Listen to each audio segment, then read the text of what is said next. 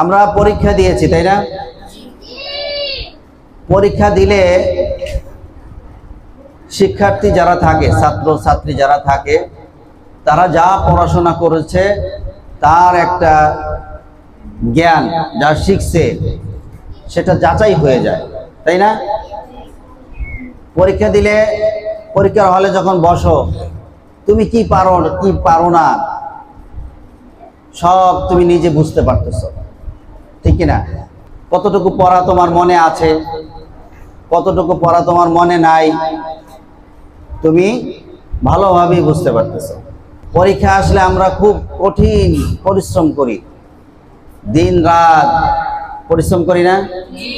এবং পরীক্ষা আসলে আমার কি কি ভুল হয়েছিল, সেই ভুল থেকে আমি শিক্ষা নেই, যে আমার এখন ভুল হয়েছে, ইনশাআল্লাহ আগামীতে এই ভুলগুলো যেন না হয়। এবং উপস্থিত স্মরণ শক্তি তোমার কতটুকু আছে সেটা ধারণা করা যায়। অনেকে আছে বাসা বাড়িতে সব জায়গায় পড়াশোনা পারে, কিন্তু উপস্থিত প্রশ্ন করলেই উত্তরটা দেওয়া এটা সবাই পারে না, বা উপস্থিত বসে প্রশ্ন দেখে লিখতে সবাই পারে না। এই উপস্থিত স্মরণ শক্তিটা কার কত বেশি সেটাও বোঝা যায়, তাই না?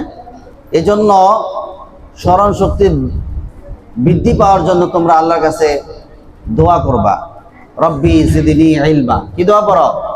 রব্বি জিদনি ইলমা, হে আল্লাহ আমার স্মরণ শক্তি আপনি বৃদ্ধি করে দিন। পারবা না পড়তে? বেশি বেশি আল্লাহর কাছে বলতে হবে।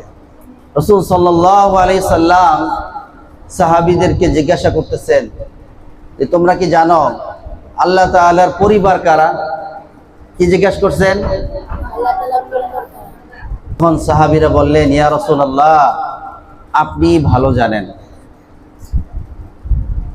কত বড় একটা কথা, চিন্তা করো। যেমন তোমার পরিবারে কে আছে? বাবা মা, ভাই বোন, খালা খালু, চাচা চাচি আছে না? এরকম আল্লাহরও একটা পরিবার আছে। তখন রাসূল সাল্লাল্লাহু আলাইহি ওয়াসাল্লাম বললেন, যারা কিনা কোরআন পড়ে, কোরআন মুখস্থ করে এবং কোরআনের আইন অনুযায়ী চলে, তারাই হচ্ছে আল্লাহ তাআলার পরিবার। সকলেই বলো আলহামদুলিল্লাহ। এই যে তোমরা কোরআন পড়তেছো না, কোরআন পড়তেছো, কোরআন মুখস্থ করতেছো,